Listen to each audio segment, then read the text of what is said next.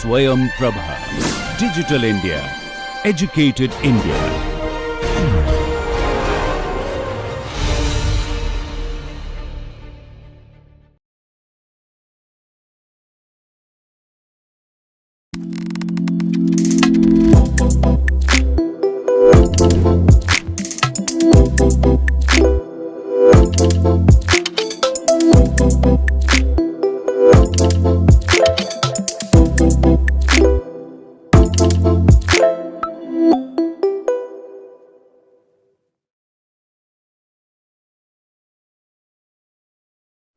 Hello and welcome everyone to the first lecture of third week of the NPTEL course on modernization and creative communication. Today we'll delve into the critiques of modernization. It spans multiple dimensions: economic, cultural, environmental, and political, and highlights alternative frameworks that question the dominance of modernization theory. Let's discuss the foundations of modernization theory. Modernization theory originated as an explanation of societal progression, proposing that all societies evolve from traditional to modern states. This framework gained momentum in the mid 20th century, particularly after World War II, when optimism about economic development was at its peak. Talcott Parsons, a prominent sociologist of the 20th century, played a pivotal role in shaping the discourse on modernization by conceptualizing it as a linear and inevitable process of societal development. Drawing on the theoretical framework of structural functionalism, Parsons introduced the influential concept of evolutionary universals, which describe the essential social structures and processes that facilitate societal progress. According to him, societies evolve in a manner akin to biological organisms, gradually moving toward higher levels of complexity, differentiation, and modernity. Parsons argued that this evolutionary trajectory was characterized by the emergence and refinement of specialized institutions, each fulfilling critical functions necessary for the stability and advancement of society. For instance, economic systems became increasingly complex, facilitating the production, distribution, and consumption of goods and services. Governments developed more intricate forms of administration and governance to maintain order and address the needs of expanding populations. Similarly, education institutions grew in importance, playing a central role in transmitting knowledge, skills, and cultural values across generations. In Parsons' view, these institutions did not operate in isolation, but were interdependent, working together harmoniously to promote social cohesion and drive societal growth. By emphasizing the interrelation of these systems, Parsons provided a framework for understanding modernization as a holistic and systematic process. His ideas significantly influenced social thought, particularly in the mid 20th century, and became foundational to discussions about development, progress, and the transformation of the traditional societies into the modern ones. Similarly, Rostow's stages of economic growth presented modernization as a sequential process. Rostow proposed 5 stages, starting from the traditional society characterized by subsistence agriculture, moving through industrialization, and culminating in the age of mass consumption, where consumer goods dominate the economy. His model was particularly appealing to policymakers and development agencies in the global south, as it provided a roadmap for economic development in the global south. However, modernization theory was quickly critiqued for its ethnocentric assumptions and Western bias.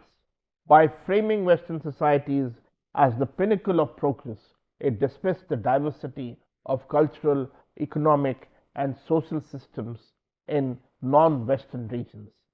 It ignored the historical and structural inequalities created by colonialism, which complicated the path to modernity for many societies. Modernization theory's assumptions also fail to account for the agency of non Western societies. By imposing a universal framework, it neglected the ways in which the societies adapted to and resisted global pressures. For example, traditional agricultural practices in India, which prioritize sustainable resource use, were often dismissed as primitive under modernization frameworks, even though they provided ecological balance and community cohesion. The optimism surrounding modernization theory began to unravel by the mid 20th century. Post World War II development projects, often based on Western models, failed to produce the anticipated outcomes in the global south. Instead of uniform economic growth, these initiatives frequently led to uneven development where wealth concentrated in urban centers while rural areas lagged behind. Persistent poverty amidst affluence highlighted the limitations of modernization theory. For example, in Latin America, industrialization projects in cities like Sao Paulo and Buenos Aires coexisted with extreme poverty in rural areas. These disparities underscored the inability of modernization theory to address structural inequalities rooted in global capitalism and colonial histories. The ecological consequences of modernization has also become evident. Large-scale industrial projects often resulted in environmental degradation, for instance, deforestation in Southeast Asia and the Amazon basin. Spurred by modernization focused on resource extraction, devastated ecosystems, and displaced indigenous communities. These unintended consequences raised questions about the sustainability of modernization as a development model. Furthermore, modernization theory struggled to explain the rise of socio-political unrest in the global south. From peasant uprisings in Southeast Asia to labor strikes in African mining towns, these movements exposed the alienation and exploitation often inherent in modernization projects. Such crises demanded alternative frameworks to better understand and address these complex realities. Another major issue was the neglect of cultural context. In countries like Nigeria, attempts to modernize political and economic institutions led to significant unrest as these reforms clashed with existing social norms and structures. For instance, the imposition of centralized governance system disrupted traditional forms of leadership, resulting in widespread resistance. Dependency theory emerged as a direct critique of modernization theory, emphasizing the historical and structural inequalities that perpetuate underdevelopment in the global south. Rather than viewing underdevelopment as a stage to be overcome, dependency theorists argue that it was a product of the global capitalist system. Andre Gunder Frank coined the term development of the underdevelopment, describing how peripheral economies were systematically exploited to serve the needs of the core industrialized nations. He argued that colonial histories shaped these dependencies, with resources extracted from colonies enriching the core at the expense of the periphery. This exploitation continued post-independence as former colonies remained reliant on exporting raw materials while importing manufactured goods. This trade imbalance perpetuated economic inequalities. Samir Amin elaborated on this critique by introducing the concept of delinking, a radical approach aimed at redefining the relationship between peripheral nations and the global capitalist system. According to Amin, delinking doesn't imply complete isolation from the global economy, but rather a strategic disengagement from the exploitative dynamics imposed by the international capitalist order. He argued that peripheral nations whose marginalized in the global economic hierarchy to shift their focus away from fulfilling the demands of international markets, which often prioritize the interest of core nations and instead pursue a model of autocentric development. Autocentric development emphasizes building an economy that is primarily self-reliant and centered on meeting the unique needs and aspirations of the local population.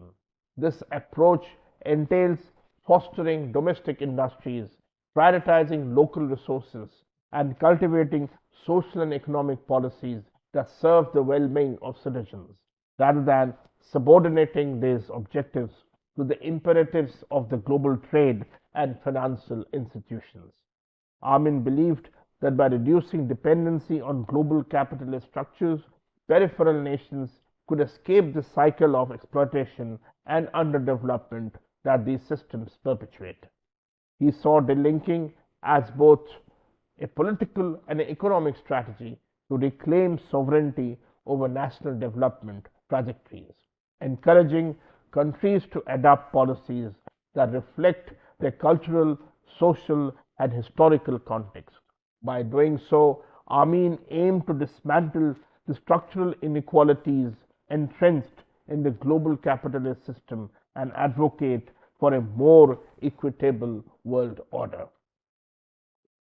Examples of this approach can be seen in movements for agrarian reform in countries like Tanzania under Julius Nyerere, who emphasized self-reliance through policies like Ujamaa, African socialism. The experience of Latin American and African economies illustrate these dynamics. In Latin America, commodity-driven economies built around exports like coffee, bananas, and oil remained vulnerable to price fluctuation in global markets.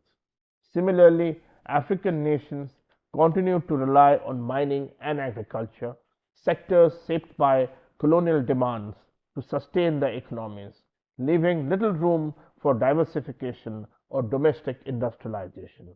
Dependency theory also highlighted the role of multinational corporations in perpetuating dependency.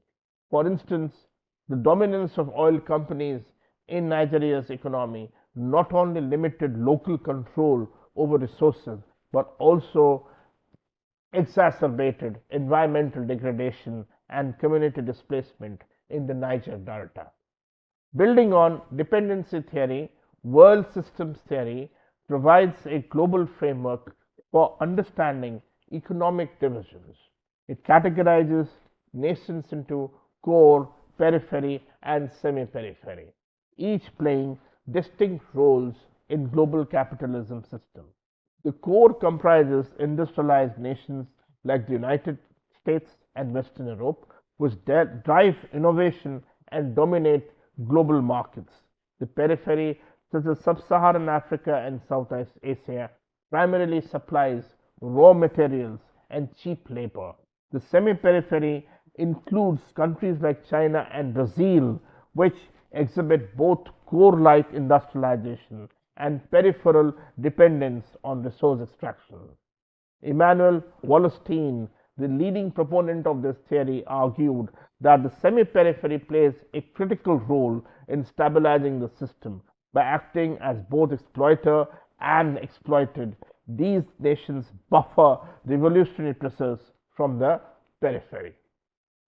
For instance, China's rapid industrialization has elevated it to the semi-periphery status, enabling it to exert influence over peripheral nations in Africa while competing with core nations for global dominance. However, this dual role often involves internal contradictions such as environmental degradation and labor exploitation within China itself. World systems theory also emphasizes historical continuity, tracing the roots of the global division of labor back to colonialism. For example, the transatlantic slave trade not only enriched core nations but also established enduring patterns of economic exploitation that persist in modern trade relationships. This historical perspective underscores the systemic nature of global inequalities. Modernization theory's cultural implications have been critiqued for perpetuating cultural imperialism. By promoting values like individualism, consumerism, and secularism, modernization often displaces indigenous traditions and ways of life. Arsis Nandi criticized Western modernity for undermining local knowledge systems and spiritual connections. He argued that modernization imposes a homogenized worldview, eroding cultural diversity. The Chipko movement in India provides a compelling example of resistance rooted in traditional values. This women led initiative opposed deforestation by emphasizing the spiritual and ecological importance of forest. Similarly, in Latin America, liberation theology blended indigenous beliefs with Catholicism to resist capitalist exploitation, showcasing how cultural identities can drive political resistance. Cultural critiques also extend to language and education. The dominance of English in global discourse often marginalizes indigenous languages, which serve as carriers of unique cultural and ecological knowledge. For instance, the loss of native languages in the Americas has paralleled the erosion of traditional ecological practices, demonstrating the interconnectedness of cultural and environmental degradation. Modernization disrupts traditional political systems, creating a political gap where citizens' aspirations outspace institutional capacity. This gap often results in political instability, as seen in newly independent African nations like Nigeria. Despite gaining independence, many African states faced coups and ethnic conflicts due to weak modern institutions incapable of unifying diverse populations. Samuel Huntington argued that political instability arises when social mobilization exceed institutional development. Rapid urbanization and education expansion often lead to increased political awareness without corresponding institutional reforms, exacerbating discontent. The Arab Spring illustrates this dynamic where dissatisfaction with governance in rapidly urbanizing societies sparked widespread protest. These movements underscore the limitations of modernization in addressing the political aspirations of marginalized groups. Political critiques also highlight the erosion of sovereignty in the global south.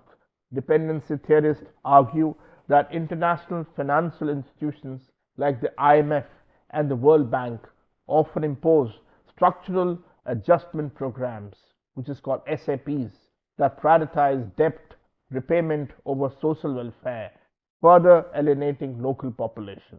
For example, in Zambia, SAP led to the privatization of essential services, deepening economic inequality and political unrest. Modernization has historically emphasized industrial growth, often overlooking the ecological limits and the specific environmental needs of local regions. This approach frequently prioritizes short term economic gains over the long term sustainability of ecosystems. The exploitation of natural resources, a hallmark of modernization, has led to significant disruptions in ecosystems and the displacement of marginalized communities, particularly in the global south.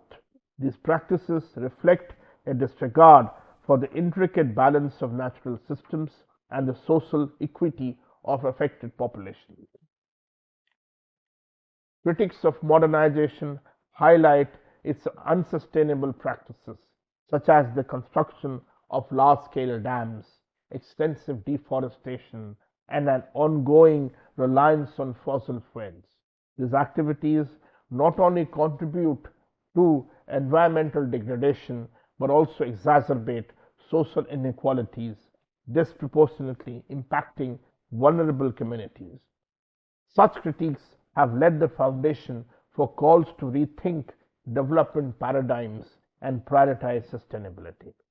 Ecologists and environmental activists have been at the forefront of advocating for a shift toward sustainable development and ecological balance. Their work underscores the need to integrate environmental considerations into economic and industrial planning. A seminal contribution to this discourse came from the Club of Rome in 1972 with the influential report Limits to Growth. The report emphasized the environmental consequences of unchecked modernization and underscored the finite nature of Earth's resources. It served as a wake up call, urging policymakers to consider ecological limits and adopt practices that harmonize development with environmental stewardship. Large dams have often been associated with significant environmental and societal consequences. The Three Gorges Dam in China, one of the largest hydroelectric projects in the world, displaced millions and millions of people and altered entire ecosystems. The construction of the dam flooded vast areas, destroying habitats, disrupting wildlife, and affecting the livelihoods of local communities. Similarly, the Narmada Dam in India sparked widespread protest, particularly from those who faced displacement. These protests highlighted the human cost of such mega projects, as marginalized communities were often forced to relocate without adequate compensation or support. Deforestation, particularly in the Amazon rainforest, has been another prominent example of environmental degradation linked to modernization. The Amazon has been increasingly cleared for agricultural expansion, particularly for cattle ranching and soy farming. This destruction not only contributes to habitat loss and species extinction, but also exacerbates climate change by reducing the Earth's capacity to absorb carbon dioxide. The loss of these vital forests significantly impacts global weather patterns and biodiversity. Urbanization, especially in rapid industrializing cities like Delhi and Beijing, has led to several severe environmental challenges. Most cities have faced smog crisis, where the concentration of pollutants in the air reached hazardous levels. The rapid growth of industry and population in the cities has outpaced the development of adequate infrastructure to manage pollution, leading to widespread health problems. These costs of modernization emphasizing the need for sustainable development practices.